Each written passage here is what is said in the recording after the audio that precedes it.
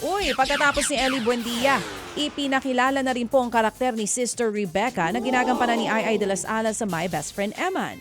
Isang tertiary nun na gaya ng iba pang karakter sa kwento ay may pinagdadaanan din sa buhay at kung minsan pinanghihinaan ang pananampalataya sa buhay.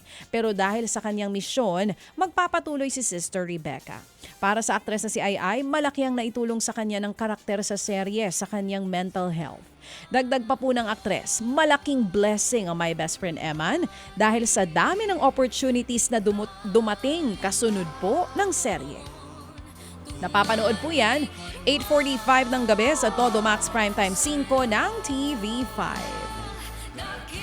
Samantala, nagdemanda si Ronnie Alonte sa nagpakalat po ng video ng kanilang wedding ng misis na si Loisa Andalio.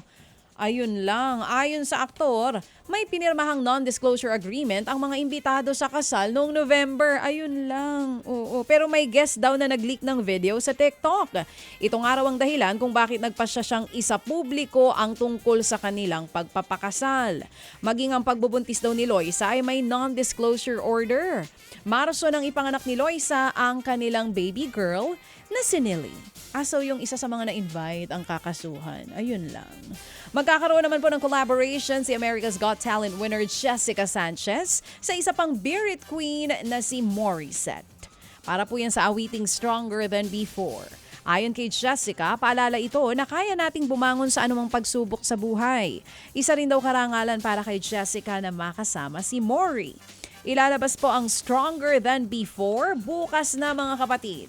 Special guest din si Morissette sa concert ni Jessica sa Smart Araneta Coliseum.